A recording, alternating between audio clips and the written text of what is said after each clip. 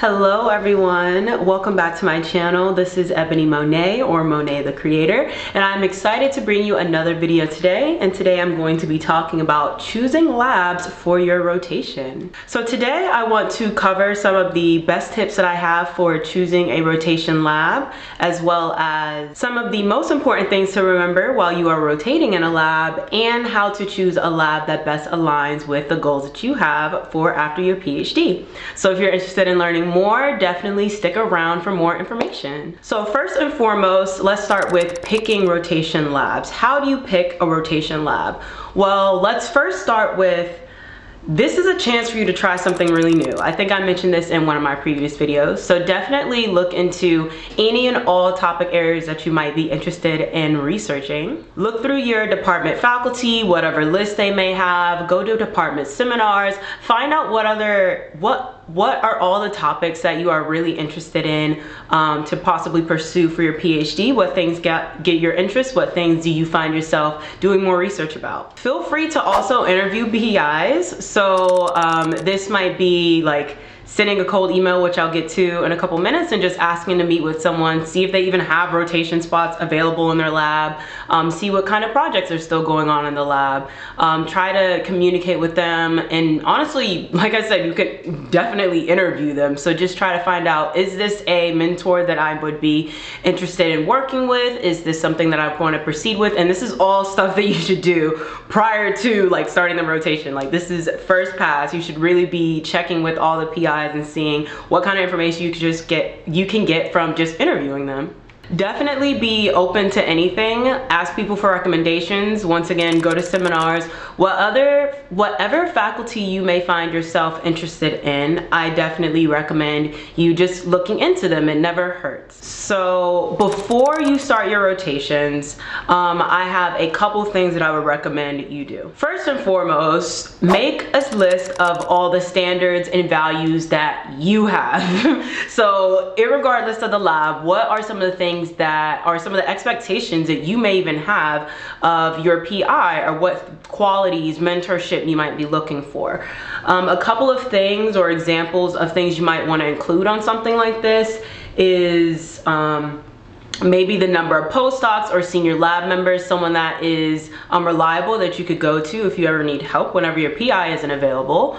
Maybe how often the lab goes out. If they have lab outings often, do they frequently apply for grants? Are people frequently going to conferences? How big is the lab? How big would you like your lab to be? Would you like a small lab where it feels more intimate, or would you not mind being in a larger lab? Diversity in a lab, what model systems they use, every single last thing that you may be interested in when it comes to either the lab environment, your lab experience, or maybe your career trajectory. All those things should be like on a priority list, or you should at least start thinking about what kind of things you're looking for that. And one thing I've seen a lot of people do is actually sit down, take whatever values rankings that they have, and put them in two ranks where they either say, these things absolutely cannot be budged. I am gung-ho on having a small lab and I don't want something large.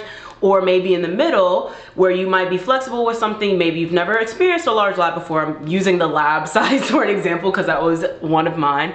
Maybe you've only been in larger labs and you would want to try a small lab. So maybe that's something that you're flexible with. Or maybe you really don't care about the size of the lab and you're more worried about the mentorship. Then of course you would put the mentorship in the top bin, and the size of the lab in the bottom bin, the least important bin. So definitely think about your values and how those values rank before you honestly do anything when it comes to starting your rotation. So next, do your research. So yes, do your research on the lab, a little bit about the lab culture, any personnel that you might be able to stop and grab coffee with, get some conversations going, but also definitely make sure that the lab has projects that you're interested in. So it's great that you're interested in Alzheimer's, but if this lab is only studying Alzheimer's in the sense of like molecular like biology, where they're like making chemical structures for them, and you're not interested in that, then you should definitely keep in mind that the projects within the lab or what projects within the lab are you interested in possibly joining? What would you like to add to those projects? And also, this is something very good to hang on to for whenever you do have that first interview or meeting that you might have with a PI beforehand. One of the important things related to that is to not know everything. So the PI is not going to expect you to come in like having read all their papers and knowing every mechanism that they've discovered and like all these things. And honestly, if they do expect that from you, that is a red flag, and you should really think about that lab and whether or not that is really the environment you want to be in.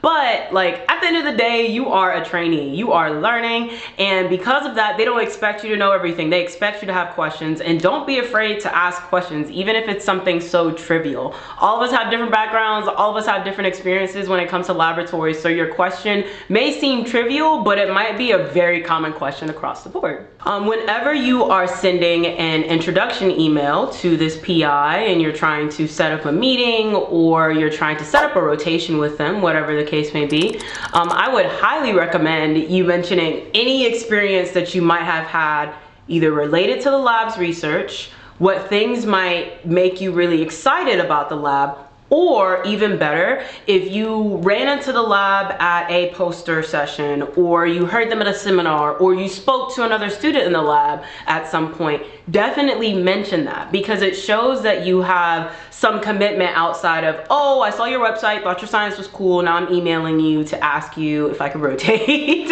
And although like a PI may be happy that you're just interested in the science, you have a more likely chance of starting off on a good foot whenever you present yourself in a way that, hey, I have seen you guys and I've interacted with you guys, or this is how my interests intertwine with yours, and I think that it'd be really exciting for us to work together. I also found this to be a much better way to break the ice when it comes to emailing, especially avoiding those cold emails where, like I said before, you kind of just ask, hey, can I rotate? I find this to be a little bit more of a conversation starter, and a lot of the times people like talking about their science, so you're gonna get a reply along the lines of, oh, I'm glad that you enjoyed that, or oh, I would love to talk to you more about that poster session that you may have attended. Another tip that I would give is to ask graduate students or other personnel in the lab if you can grab coffee with them. So I mentioned it a little bit earlier,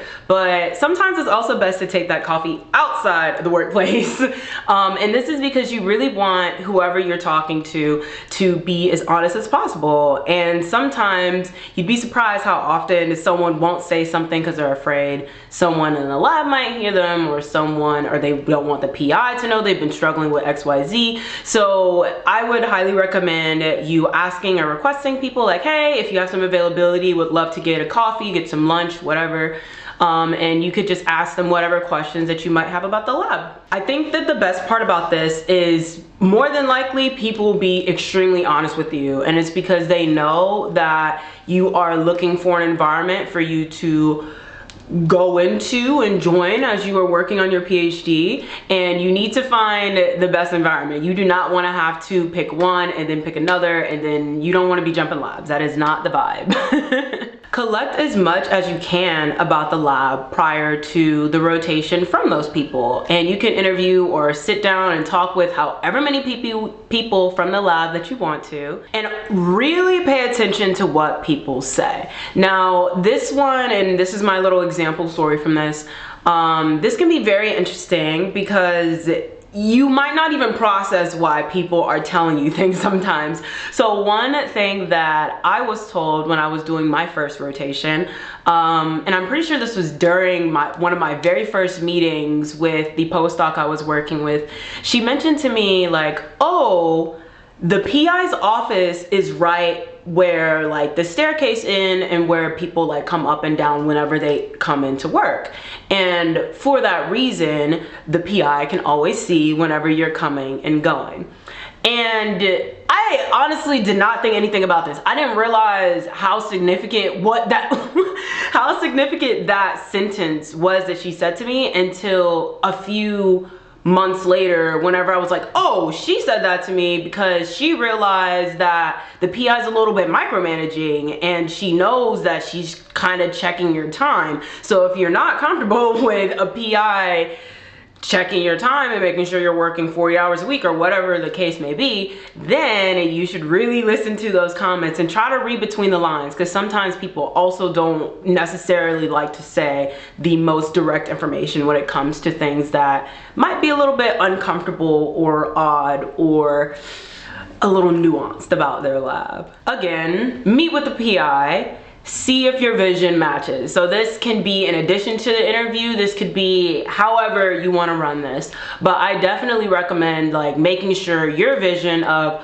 I am a PhD student and I want to go in industry, and I am hoping to do a project like this and do internships during the summer. If you have those kinds of qualifications for your lab, make sure you're communicating those things even before you start the rotation, because it's great for you to know beforehand if just the layout and the career trajectory in the lab would not work. You would rather know that before spending the 8, 10, however many weeks in the lab, rotating in the lab, to later find out, oh, this wasn't going to work for the career plan that I had for my PhD anyways. So next, I have some tips that I want to share for during the rotation. So during the rotation, you want to learn as much as possible. And of course, everyone is going to say that, but I have a couple of additional points of where you can learn. And the top one I have is techniques and skills. So for my first rotation, I learned that there's this microscope technique that I really love, and I really love development. And so I stayed in those lines, and what ended up happening is that technique is now being used in my current lab, even though I didn't return to that first lab. And I knew how that technique worked because of that. So definitely like hang on to those skills, because you never know whenever an experiment or a certain protocol might come back to you and you would have to be doing this regularly. Learn about other people's projects. So this is definitely a mistake that I made in whenever I was doing my first 2 rotations. I communicated with other people in the lab, but I didn't really get to know their projects very well outside of lab meetings. So I would highly recommend like just sitting down, asking someone like, oh, how does your project play into the landscape of what the lab is working on right now? And people will be, once again, more than happy to talk about their science with you. Learn about the lab culture, the lab, the social environment of the lab, the ambition of the lab, everything that you can about the lab. And you can really tell the energy of a lab whenever you're there. So you can tell if this energy is like very high grant producing, we're really on top of it, we're receiving grants, we're working hard, we're going to conferences, or if the lab's really laid back and no one's really like done anything adventurous in the last few years, or if the lab is low on money. And there's a lot of things that you can pick up from purely the energetics of how people interact, how people work on things in the lab. So definitely pay close attention to that as well. And then learn, what do you like about the lab? What do you dislike about the lab? Is there something you maybe want to add to your values list now that you have learned from this lab? Is there something that you never thought about before that's actually a problem in that lab? Definitely jot all those things down, take as many notes as possible, learn as much as you can from it. All of it is a learning experience, and that's what makes rotating so great. So this is going to be a hard one, especially since a lot of graduate students, unfortunately, are feeling a pressure of kind of the seniority of the PI kind of having the last and final say on everything. Be very open about your communication, your boundaries, and anything that may concern you about the lab. And this is especially true for the PI. Do not avoid important conversations with your PI, especially during the rotation if you decide to rotate with that lab and you can get some things fleshed out even before you would decide to join. Set up any boundaries you may have as soon as possible. For example, if you are someone that needs a work from home day in the week, or maybe you have a secondary job that you're planning on taking up and you know that you'll only be able to come into lab at least during the work week 4 days out of the week. This is my own example. Make sure that that is okay with the PI. Make sure that that works, because you want to make sure the PI understands that you're trying to communicate, for one, but for two, that you are excited and wanting to attain XYZ goals, but you also have these responsibilities. So it's important for all of you to be on the same page so that you can accomplish both sets of goals and be happy in all areas of your life, versus letting some things in your personal life possibly get the back burner just because you are trying to appease to, once again, some other policies and things that you don't necessarily have to follow. And this is a real side note, and it's on my heart, so I gotta say it. It may sometimes feel like you have to bend and appease and just kind of feeling that you have to comply with anything that is going on in that lab, or what things that the PI might have expected of you. And to be quite honest, once again, if you set those boundaries up front, you'll learn, okay, this PI is respectful of the things that I need. I understand what the PI expects of me, versus not having this conversation and then waiting until it's too late to find out that, oh, actually I can't do this like random direction that I thought would be great in my project because my PI only wants me to do XYZ ABC. That would really suck if that was the case. Be very transparent about your goals as a grad student, or what your goals are from your PhD. And I would say that 99% of the time a PI is going to be supportive, but that 1% of the time is when you don't mention it and something bad happens. So I definitely recommend, like, if, like I mentioned before, that example I gave about industry, if you're wanting to do industry and you know you'll be doing internships, you might be gone during the summer, make sure that is something that your PI is aware about. This is also something that you could really tackle in an IDP, and normally an individual development plan or an IDP is worked on like during your like years in the lab, and you do it once a year. But if you are planning on joining a lab that might not match well with things that you would really like from your PhD, then I would recommend trying to find somewhere else. And even if all things are checked off, but you cannot do the single things that you really wanted to embrace in order to enjoy your PhD experience, or like get as far as you can after you finish your PhD, I don't think it's worth it. Like, definitely go with whatever works well for you. Once again, have those tough conversations. So for example, how much time do you let your students have off per year? And I think a good example is if your PI is able to provide some type of like lab standards, lab mission, lab values, some type of onboarding document, something that talks about the goals of the lab and the expectations in the lab. I know one thing from my PI is, like, I believe under the vacation day section, she says like, we all get the same amount of time out of the year. We all get the same amount of days.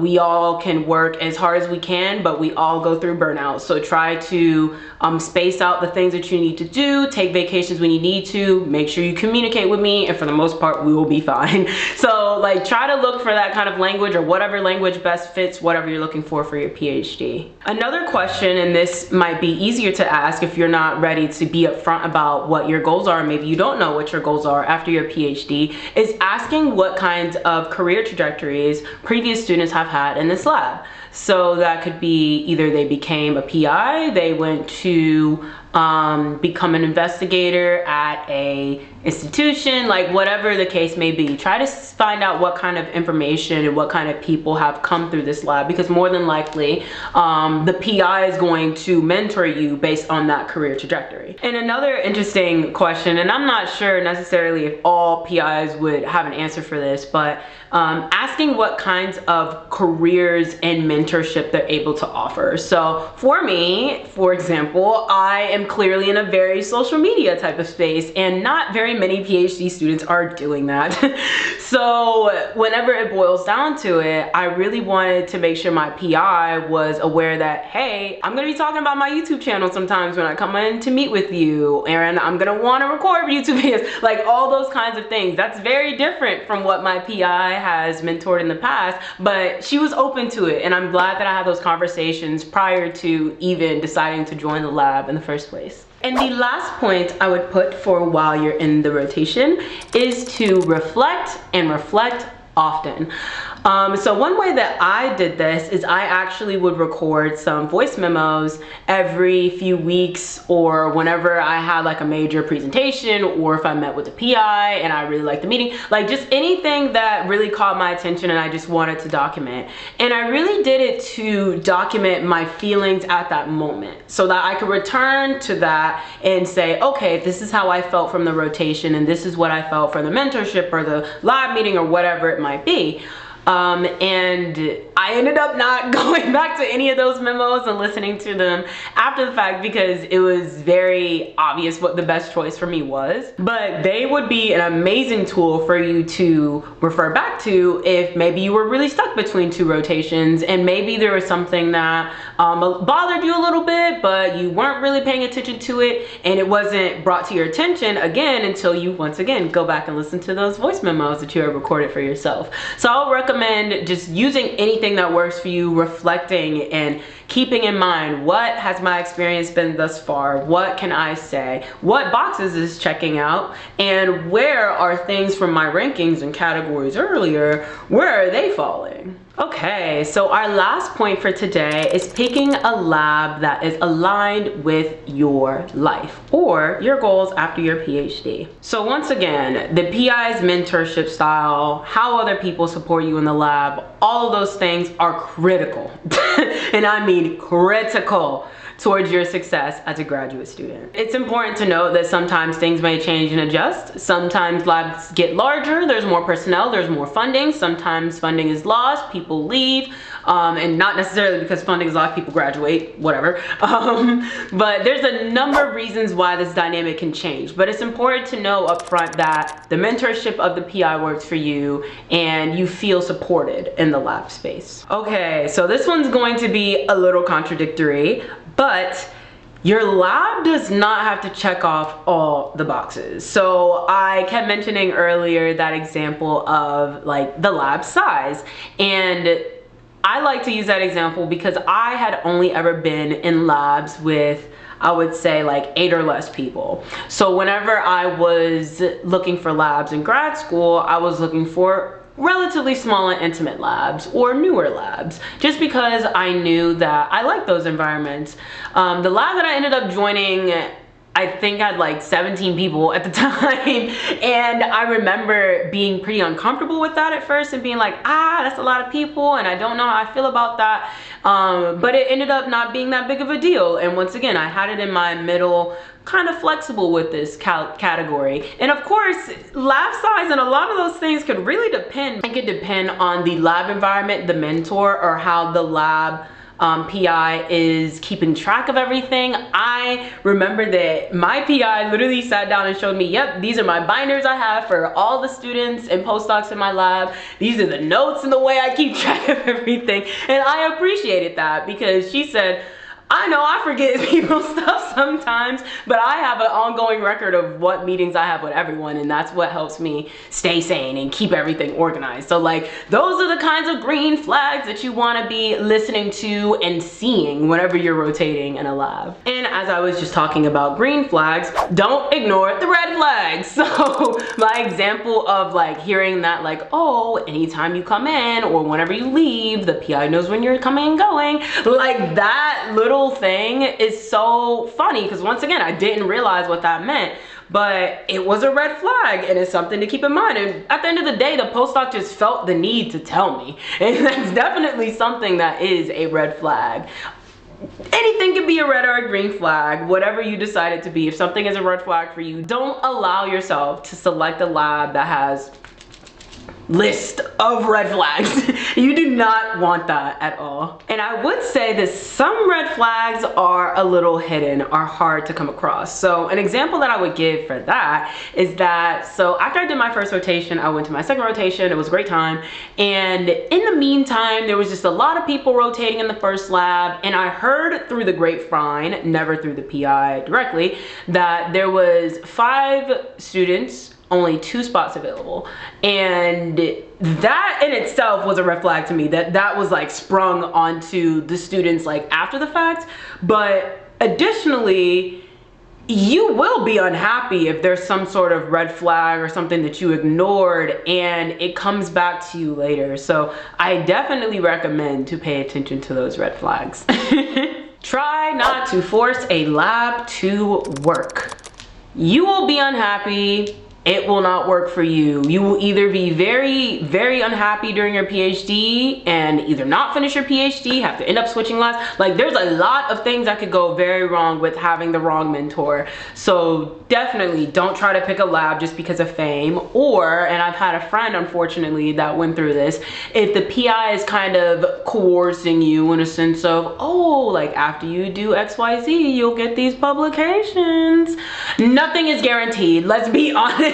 Let's be real honest. If you finish your third rotation or however many rotations are in your program and you feel that you don't have the right options or the best option yet, don't be afraid to do a fourth rotation. Seriously, you rather take the extra time to do a fourth rotation that will take maybe another 2 months or whatever it is out of the beginning of your PhD than choose a lab that you didn't really like, wonder what other experience you might have had in whatever lab, joining that lab, eventually a year and a half later realizing you really don't like it, and then having to switch labs. That is a much worse situation than taking that extra time to just rotate an additional lab earlier. And my last point that I have said in probably all my videos at this point, follow your intuition.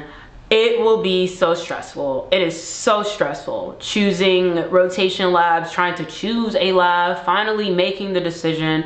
But honestly, that is a part of the experience and you will have a lab by the end of it. So definitely just trust in yourself. And if you're feeling like it's a no, even if all 3 of the labs that you rotated in are no and you might want to do a fourth, just do it. Trust yourself. I will also definitely try to record a video sometime soon where I talk about my own rotation experience in some more detail and how I went about picking my final lab or my rotations in another video, because this video is already pretty long. As always, feel free to ask any additional questions you may have in the comment section below. Be sure to like, comment, and subscribe. As always, if you made it this far in the video, I also genuinely appreciate you so much. I love you. Thank you for tuning into my channel today, and I hope to see you next time. This has been Monet the Creator. Goodbye.